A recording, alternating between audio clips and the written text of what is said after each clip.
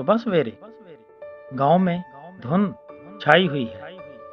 मंसूर अपनी झोंपड़ी से निकलता है। कंधे पर कुल्हाड़ा है।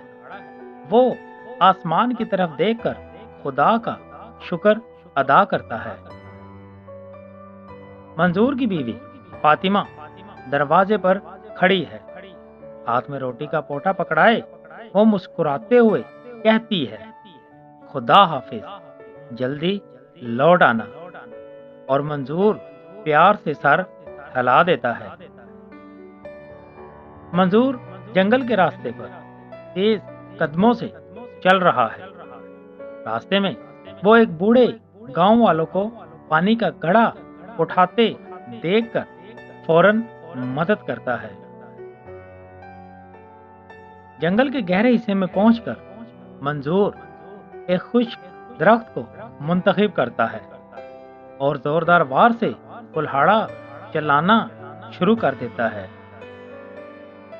दोपहर को वो दरख्त के साए में बैठता है, रोटी तोड़कर खाता है और करीब के चश्मे से हाथ बनाकर पानी पीता है।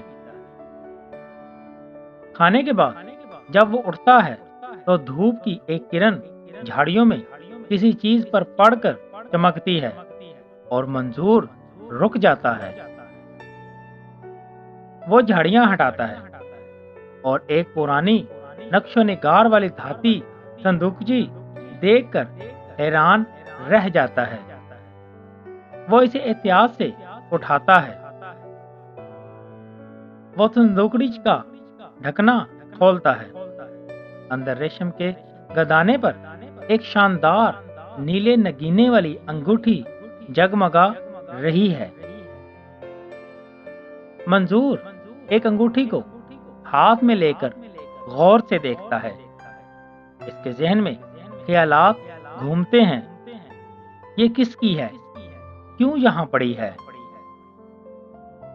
वो अंगूठी को महफूज करके लकड़ियों का गट्ठा उठाता है और घर की तरफ लौटता है।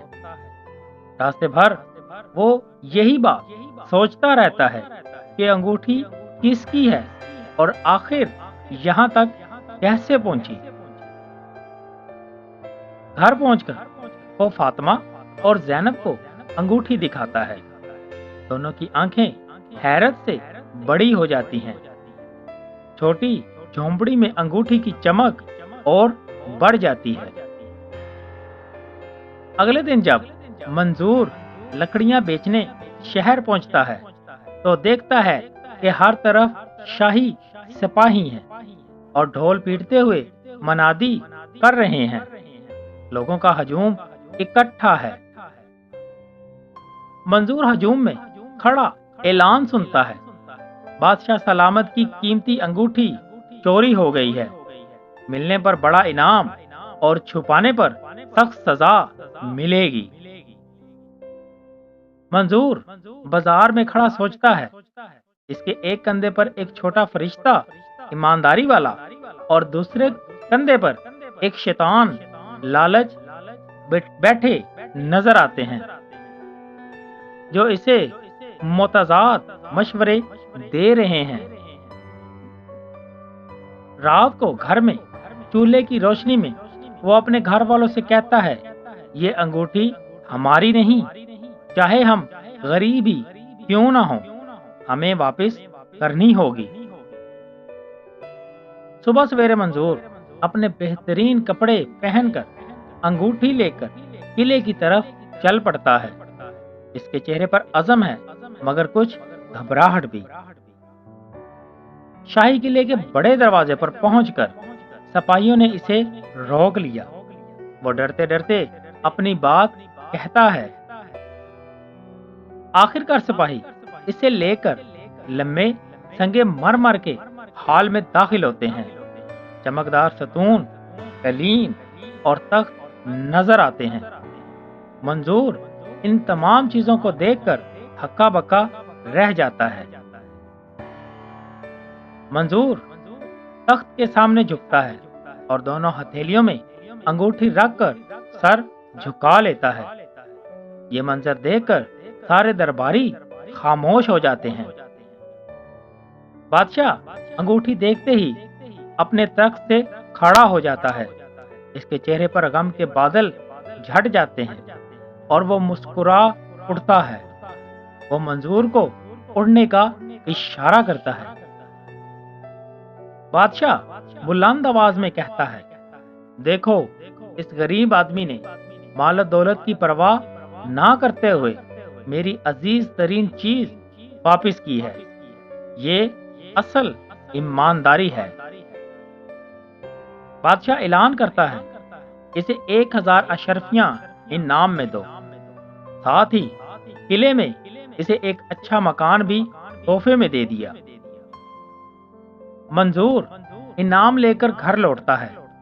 दरवाजे पर फातिमा और जैनब इंतजार कर रही हैं। वो खुशी से चिल्लाता है, खुदा ने हमारी मेहनत और ईमानदारी का बदला दे दिया।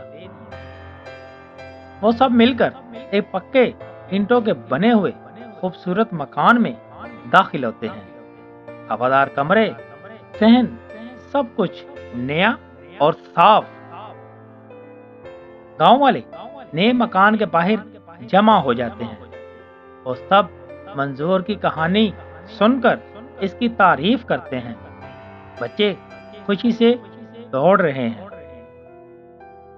मंजूर अब भी लकड़ियां काटता है, मगर अब इसके पास एक अच्छा घर और बचत है। वो बादशाह के बागात की देखभाल की जिम्मेदारी भी संभालता है। एक दिन बादशाह मंजूर को खुसूसी दावत पर बुलाता है। वो इसे अपने करीब बिठाता है और इसकी ईमानदारी की कहानी पूरे दरबार में सुनाता है। मंजूर अपने गांव के बच्चों को जमा करके कहानी सुनाता है और इन्हें सच्चाई की अहमियत समझाता है। बच्चे बड़े गौर से इसकी बात सुन रहे हैं। सालों बाद मंजूर बूढ़ा हो जाता है। वो अपने घर के चबूतरे पर बैठा पोते को गोद में लिए वही पुरानी कहानी सुनाता नजर आता है। आखिर में मंजूर नहीं रहता, मगर इसकी झोंपड़ी और नए मकान के दरमियान एक यादगारी पत्थर नस्ब है, जिस पर लिखा है, सच्चाई ही सबसे बड़ा खजाना है। दोस्तों, अगर आपको इस कहानी से कुछ सीखने को मिला हो तो काइंडली हमारे चैनल को लाजमी सब्सक्राइब कीजिएगा।